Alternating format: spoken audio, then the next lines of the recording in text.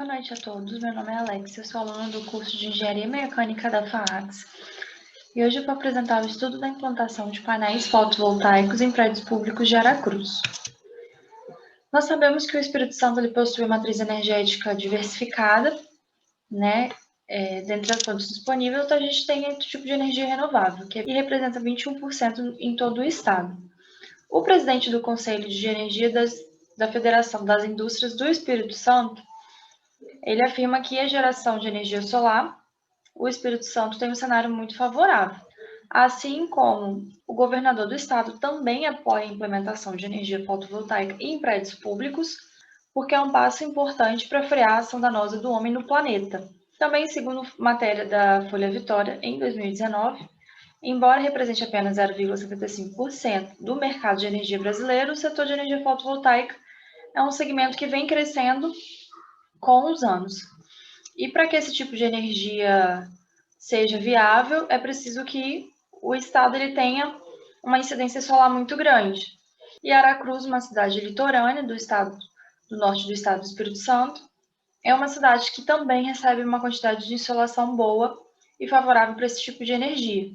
Nos últimos 2 anos, o município ele vem adotando algumas medidas que visam diminuir o gasto com energia elétrica, assim como foi a parceria com a EDP, da Excelsa, Eficiência Solidária. Eles trocaram as lâmpadas comuns por lâmpadas de LED. As lâmpadas de LED ela conseguem ser ainda melhor do que em questão de consumo de energia, porque com apenas 10 watts você deixa o ambiente iluminado com a mesma intensidade que uma incandescente de 60 watts ou a fluorescente compacta de 15 watts. Então, visando dar continuidade com o compromisso com o meio ambiente, em adição, contribuir com os processos licitatórios por lei, o município ele tem interesse em estudar a implantação de sistema fotovoltaico como fonte de geração de energia em prédios públicos de Aracruz. Então, a energia fotovoltaica ela é definida como a energia que é gerada através da conversão de radiação solar em eletricidade, e isso acontece por meio de uma célula fotovoltaica, geralmente feita de silício, que utiliza o processo de efeito fotovoltaico. Os sistemas de fotovoltaicos mais comuns, eles podem ser on-grid, que é esse da primeira imagem.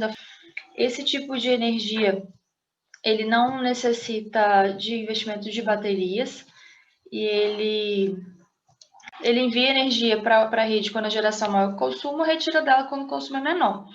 Nós temos o tipo isolado, que são os off-grids, geralmente eles são utilizados em lugares onde é difícil, você tem difícil acesso para a rede elétrica, como no caso de ilhas ou zonas rurais. Ele não é tão ecológico porque você precisa usar baterias, né? E os sistemas híbridos, onde a geração ela funciona em conjunto com outros tipos de geração. Em questão da possibilidade de instalação, os painéis eles podem ser dispostos de duas maneiras: uma usina solar ou painel dedicado. Em estruturas com painéis dedicados, o conjunto de módulos fotovoltaicos, eles geralmente são instalados sobre o telhado e converte energia solar em energia elétrica, a qual pode ser disponibilizada na rede, né? As usinas solares, elas funcionam praticamente igual aos painéis dedicados, né? Mas eles operam com uma escala bem maior de geração de energia, pois elas são projetadas para a produção e venda de grande volume de energia de alta tensão. Segundo a ANEEL, o sistema de geração distribuído é um arranjo no qual a energia ela é injetada por unidade consumidora, por meio de empréstimo gratuito, à distribuidora local e depois é compensada com o consumo de energia elétrica ativa. Quando a geração for maior que o consumo, o saldo positivo de energia poderá ser utilizado para abater o consumo em outro posto tarifário ou na fatura do mês subsequente. As licitações públicas, de acordo com Barros, ela pode ser entendida como meio que o Estado encontrou para contratar, de modo que seja escolhida a melhor proposta, não favorecendo uma unidade específica. E, segundo a lei, elas são divididas em 5 modalidades, que é concorrência, tomada de preços, convite, concurso e leilão. Para entender um pouco sobre cada uma na íntegra, é interessante ler a lei, pois elas têm particularidades. Depois foi criada a lei que institui o pregão, e ele pode ser aplicado a qualquer valor estimado de contratação, e ele é uma alternativa para todas as outras modalidades, é uma modalidade recente. mas ela tem a vantagem de que ela só admite como critério a proposta com o menor preço. E aí as licitações elas podem ser divididas em duas fases: a fase interna, onde é realizada a abertura do processo administrativo, né? Justificativa da contratação, indicação do objeto e dos recursos para as despesas. E na fase externa tem a convocação dos interessados, seguida da habilitação, classificação, julgamento, adjudicação e da homologação. E aí as licitações elas precisam seguir uns padrões para que elas sejam válidas, né, e não vão contra o processo de lei, como que são os casos de publicidade e sigilo na apresentação das propostas, igualdade entre os licitantes, entre outros. A metodologia que foi utilizada nesse trabalho foi basicamente realizar pesquisas bibliográficas, sendo consultados alguns órgãos reguladores, artigos acadêmicos, monografias, dissertações, revistas e publicações referentes à área energética, e depois verificou-se no sistema de uma empresa que fornece energia solar qual que geralmente é o tipo de licitação que eles mais usam e o processo, as etapas que eles são abordados para fornecer energia solar. Então, a Prefeitura de Aracruz disponibilizou uma lista de prédios e seus endereços. Então, foi colocado no Google Maps para poder identificar a localidade desses prédios. Lembrando que para esse trabalho não foram incluídos os prédios dos distritos de Riacho, Pedro Guaraná e Santa Cruz. E aí, nós podemos ver que tem uma certa centralização desses prédios. Tanto as usinas solares, né, quanto a geração dedicada, elas podem ser empregadas. Os painéis solares dedicados, eles têm uma geração específica. Então, a quantidade de placas solares pode variar de cada prédio. Entretanto, por mais energia que consuma, você não precisa de milhares de placas e de inversores de alta potência, né? E uma outra vantagem é que a sua instalação é mais simples do que uma de usina solar e elas podem ser conectadas à rede. Já a usina solar, ela é feita por um sistema fotovoltaico de grande porte, né? Já que o objetivo dela é produzir e vender energia elétrica. Elas são diferentes do sistema fotovoltaico dedicado, porque elas têm uma energia em alta tensão.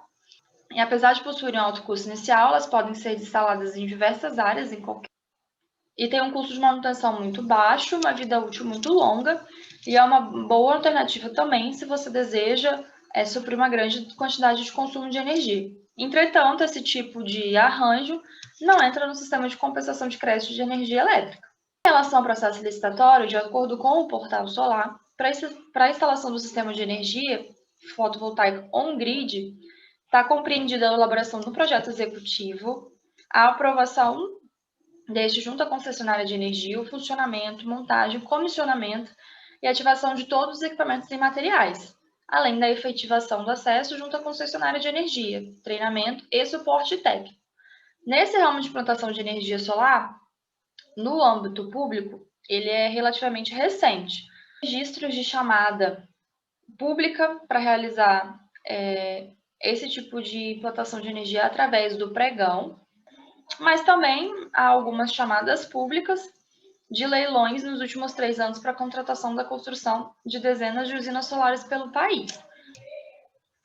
Então, a energia solar ela vem ganhando um destaque pela necessidade de explorar recursos renováveis que trazem flexibilidade e sustentabilidade. No Espírito Santo, algumas medidas já começaram a ser tomadas e o município de Aracruz ele também quer fazer parte disso. A praticabilidade de uma usina solar é muito grande, pois ela atende vários consumidores, mesmo os que não possuem espaço, sendo instalado em uma única área. Em contrapartida, os sistemas dedicados podem ter a vantagem de que a energia é gerada no mesmo local em que ela é consumida, e também não há necessidade de linhas de transmissão novas, já que você vai usar as linhas existentes. Entretanto, para que qualquer tipo de obra pública possa ser realizada, é preciso que se conheça os processos licitatórios para fins de contratação, a proposta mais vantajosa, sempre colocando em condições de igualdade os candidatos que queiram participar. E, por fim, levando em consideração os pontos que foram apresentados, as vantagens entre os dois tipos de fornecimento de energia, a Prefeitura Municipal, por meio da Secretaria de Obras e Infraestrutura, deve avaliar, dentre as opções apresentadas, qual que melhor se adequa ao orçamento e planejamento do município. Essas são as referências que foram utilizadas no meu trabalho, e obrigada.